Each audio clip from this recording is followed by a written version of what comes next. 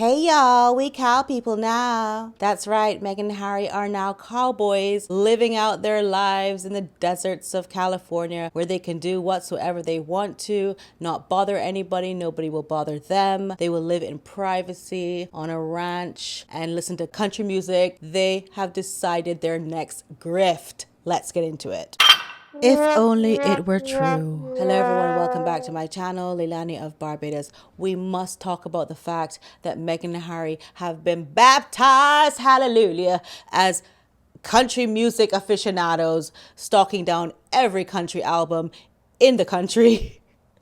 And then we have to talk a little bit about their final, or Meghan's final episode on Lemonada for her podcast. That will be at the end.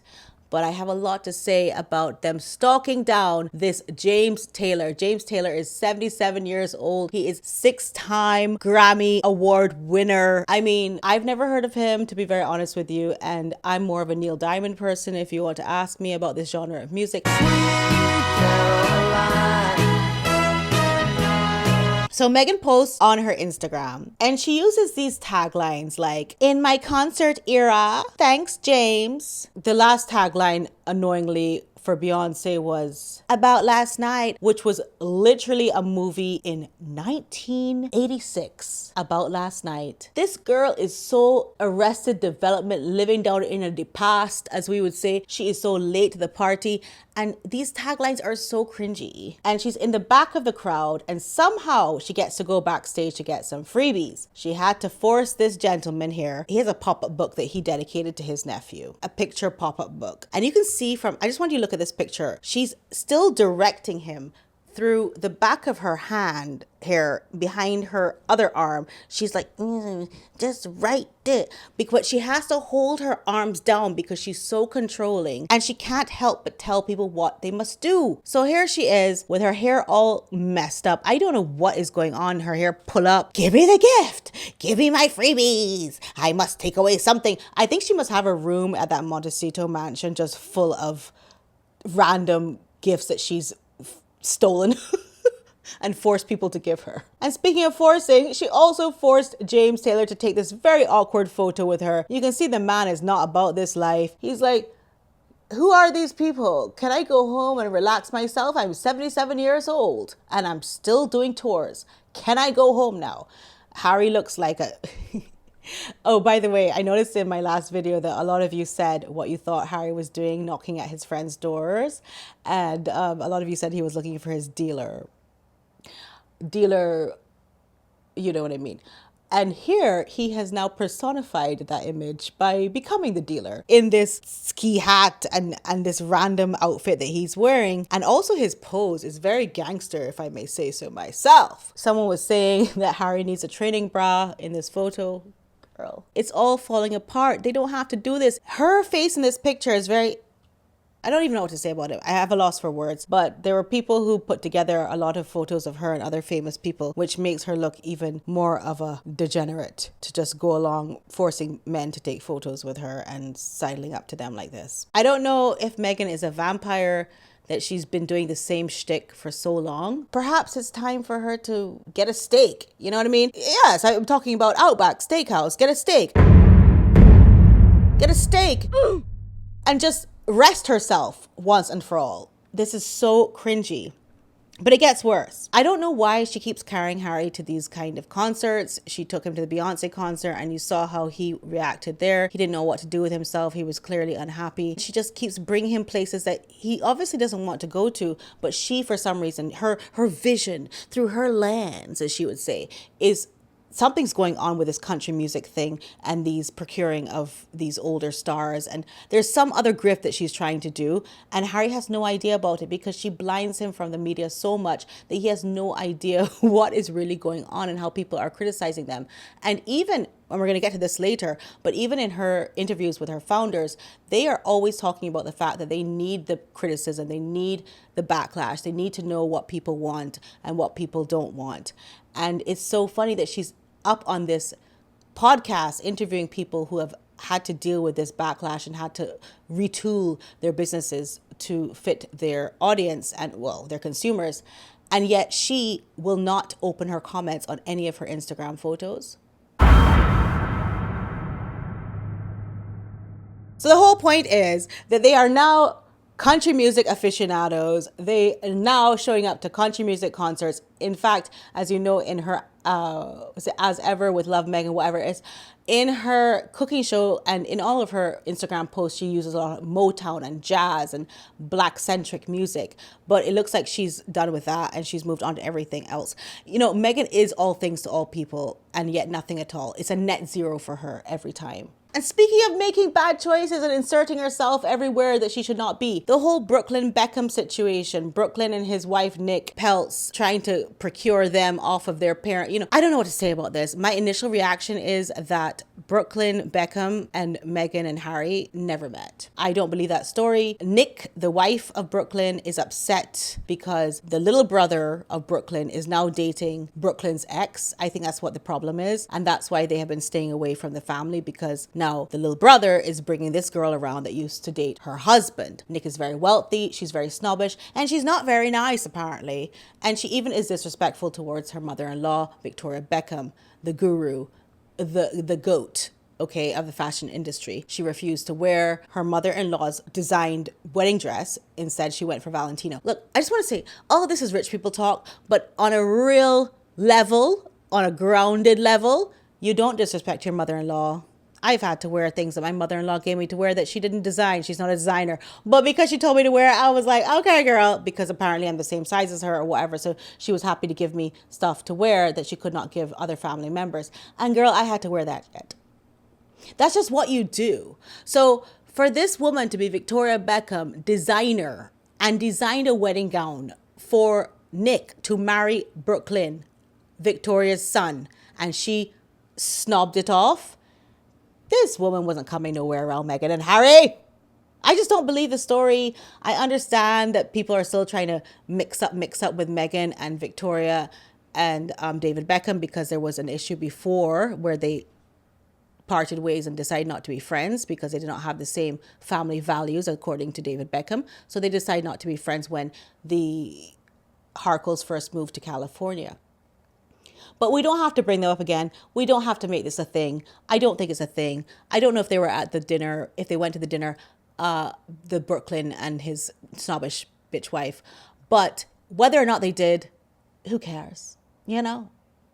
It will all get resolved whether or not Meghan and Harry try to intervene, I'm sure. The Beckhams are a very strong family, and I think they will figure it out. But in conclusion on this story, I think that these incidents where the press is pushing out these negative articles about Meghan and Harry should at least give them incentive to move out to the desert. There's something weird going on here. There is a next step. I can't put my finger on it, but I think for Meghan and Harry, and put down in the comments what you think.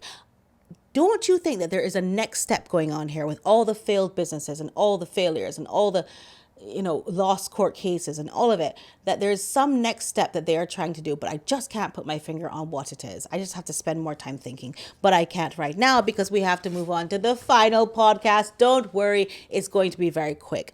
I decided to do this review in a more concise way, just talking mostly about how Meghan interrupted her guest. So the guest on the podcast is Heather. She makes scrubs. Lemonade. Scrubs. Not the TV show, the apparel, the uniforms for medical purposes. The biggest takeaway from this podcast is that Heather is a very down-to-earth person and she doesn't know Meghan at all. And so when she asked Meghan certain things like, how do you cook like that on your show? Meghan was like, I actually don't cook, girl. I do take away. And then I get some vegetables from the garden. So if you come over to my garden, we can get some vegetables. But we also have to do takeaway. That's Meghan. I'm not going to use her voice in this because I know it's very triggering and very annoying. And the vocal fry on this podcast, of her final podcast, and also, unfortunately for Heather, they both have this horrible vocal fry. So I'm just not going to use any of that recording. So anti-trigger warning in that way. Yeah. So what was I saying? Oh yeah. So this is how we find out that Meghan doesn't actually cook. But then another thing we find out is that Meghan does not really know of this Figs brand, which is the name of the Scrubs brand, because even Heather doesn't believe that Meghan knows the brand, because she challenges her a couple times in the beginning, like, but do you really know our brand? And that's crazy that you know our brand. If Meghan could just not lie for once in life, she could say, my team researched a bunch of women who were successful and you were one of the people they found. I don't know nothing about scrubs. Why would I look at scrubs? I don't care about people. I only care about myself. So of course I don't know your brand, Heather. That's what Meghan should have said. But she cannot just tell the truth. Heather's not buying it. Oh, she interrupts Heather about sewing. Meghan sews too, honey, because anything you can do, I can do better, is Meghan's mantra. So when Heather is talking about sewing and putting these scrubs together, tailored, it's all about tailored scrubs. Heather believes that tailoring scrubs make people in the medical field want to get up and put on their scrubs because they will look better. They have different colors to choose from. Meghan believes that why would they want to wear regular old-time scrubs? Because they're so uncomfortable. Tailored would be much more comfortable. And that's just Meghan being a fraud. And Meghan is trying to be so tailored coded because she's all into tailoring because that's really a posh thing to be. But scrubs being untailored is the most comfortable thing in the world. It's literally like pajamas, and people do use scrubs as pajamas, okay? So it's very crazy that Meghan's like, yes, that was a good idea to tailor them because they're much more comfortable. So she interrupts to say that crap. Meghan goes into this whole businessese lingo of the business world with all kinds of acronyms and all these words. She's trying to make herself sound intelligent as usual. And a lot of people fall for Meghan trying to sound intelligent. Meghan's a con artist. I don't think that's intelligence. I don't think that's class. I don't think that's good training. I don't think that's education. I think she's just naturally a con artist. So she learns how to talk the talk to confuse everybody. But at the end of the day, if she's really trying to give advice on this podcast of how to be a female founder, using all this lingo is not helping anyone. And don't worry, she'll tell you she's a founder at every moment. She keeps interrupting Heather to say, and me as a founder, and me as a founder, it's another interruption. She also keeps trying to finish Heather's sentences, knowing nothing about this industry, which is a medical industry, understanding the trends in the industry and trying to pinpoint and get your consumers. Heather is trying to talk about that, which is a very niche thing to talk about. But Meghan knows better. So she keeps interrupting her and finishing her sentences. And at one point she says, yes, and it's very scrappy. Talking about sewing and fixing up these scrubs to sell. I would have been like, what do you mean? What did you mean by scrappy? But it's just Meghan's way of being a mean girl, really, to call Heather's initial endeavors as scrappy. What have you done, Meghan? Anyway, actually, Meghan says that she doesn't know how not to put love into the details after telling the woman that her stuff was scrappy. No, we have to understand this. After Meghan tells Heather that those initial efforts were scrappy, Meghan says, I just don't know how not to put love into the details. You see what I'm saying about mean girl? I don't know if I'm going to leave this in here or not, but Meghan said something about putting puff sleeves in scrubs, and she's not even joking when she says this. She's actually telling Heather the different styles that she could have done. And what I love about Heather is that she just completely ignores that suggestion about puff sleeves and just keeps it moving with how she did different designs for different areas of the country. So like she said, for example, in Texas, they like boot cut. She put boot cut down there. This woman said, yes, you could do puff sleeves and like you could do, because Meghan's a fashionista, don't you know? The fact that this woman thinks she's a fashionista after she has clearly been criticized over and over again. She takes no advice. Meghan interrupts once again to say that Heather must have heard a lot of no's, just as Meghan herself did when she was auditioning as an actor. By the way, why don't people call themselves actresses anymore? I mean, first of all, Meghan, you heard no's because allegedly for legal purposes, the only times you heard no were out of your own mouth, Meghan, when you rejected roles of mixed race, colored, or black people, those characters, those roles. Those are the ones that Meghan said no to. So any Cosby Show-esque roles that she auditioned for, she was like, no, oh no, I don't want to play a mixed race, or I want to play a white woman. And even her mother said in that documentary, Doria, remember Doria? Doria said that Meghan was too intelligent to play the roles that they wanted to give her. What does that mean, Doria? What Doria, can you break that down for us? You mean the black roles that she was given, those are dumb roles, right? It's almost as though Meghan does not know anything about work. Like, the next thing that Meghan pretends to know about is expanding the audience and the consumers. It's crazy because Meghan's audience at the moment was built off of marrying a prince. Nobody really knows what she's about, except that she has a name because she married a prince and got a title. Her merchandise is so overpriced that it is unrelatable to the general public. Yet she's pretending to know what it's like to build a community of consumers, just like Heather has had to do across all different aspects of the medical field, from the janitor right up to the surgeons. You know, she's trying to outfit everybody in her scrubs. So Meghan's like, yes, I totally know about that. Meanwhile, her jams are costing X amount of ridiculous money and it's water 50. I don't even want to talk. Actually, let me talk about it. Listen, since I signed up to try to get those jams, I've been getting spam email after spam email. I have had to block every day. I have to dedicate about an hour to blocking email addresses and deleting, not from my Leilani of Barbados Gmail account, which you can all write to me on if you want to, but it's another email address that I use when I try to purchase the jams and so on her website. And I've done nothing else. I went on no other rogue websites. I did nothing else except go on that website, and I've just been receiving spam after spam after spam. It is an information harvesting website where they're just trying to sit you up. And when you go if you go into the email, there will be a link or like a document to click on. Don't click on it. If this happens to you. So I just delete and block and delete and block, but there is something for you to click on. And once you click on that, girl, I don't know what happens after that, but I have not done that. But ever since I tried to purchase those jams, doing nothing else with this particular email address I use, it is proof that as ever has corrupted my email. All right? Anyhow, finally we get to the one vein that we see throughout all these podcasts, which is where Meghan gets overexcited about the prospect of her guests selling the company to a highest bidder or a bigger company, which is what I told you Meghan's trying to do because she's lazy. All she wants to do is sell these shell companies that have no jams, have no stock, have no nothing. She just wants to show that she's harvested people's information and she can sell that all to you. It's called a lead list. And that's basically what she's trying to do. Heather's company went public on the stock exchange, and so she did sell. However, she still seems to be developing new projects and is still very much a businesswoman as it is today. But Meghan is so hyper excited, once again, as with every podcast, to make Heather talk about what's it like when you sell and you go public and you just get all that money.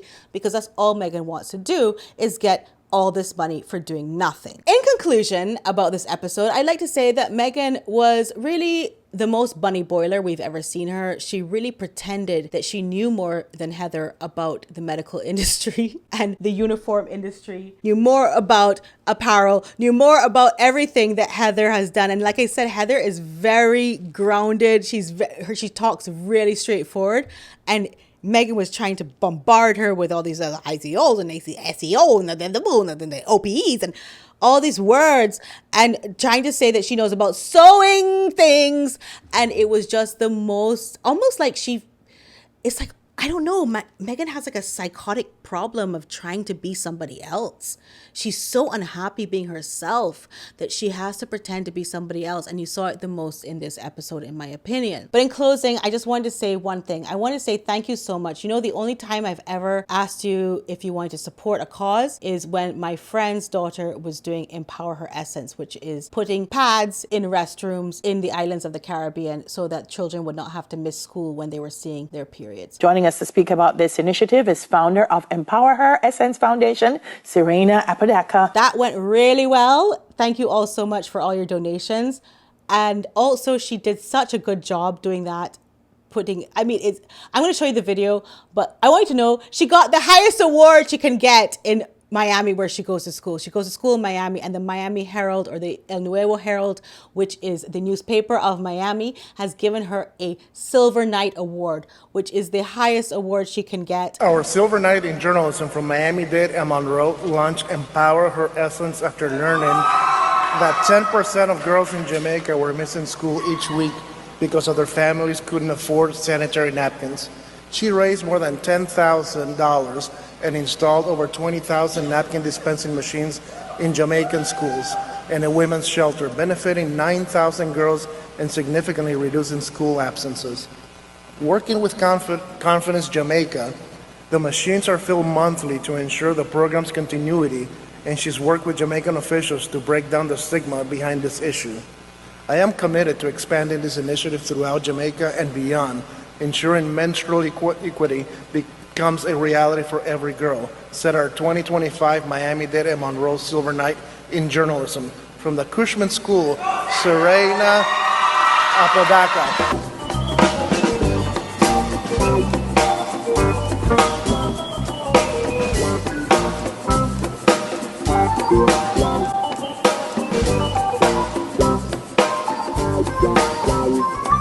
And this is all because of us promoting her and understanding how important it is. She's in high school. She's not graduated high school yet. And she's done more and got a real award than Meghan Markle can ever do. I just want to remind you that she was the girl that I talked about here. I have a lovely friend of mine whose daughter, she is 16 years old and she has set up a foundation. She's gone to Jamaica and she's distributed pads throughout schools in Kingston, Jamaica. Joining us to speak about this initiative is founder of Empower Her Essence Foundation, Sereina Apodaca. So we install and we supply pads to low-income schools in Jamaica because 44% of young girls actually cannot afford to have the sanitary goods that they need, and 10% of young girls in Jamaica have to miss school every single week. So they're missing around 8 weeks of school because of something that's caused by nature. It's extremely unfair. Yeah. So I do fundraisers, bake sales, dress down days at my school so I can collect the money and buy the units.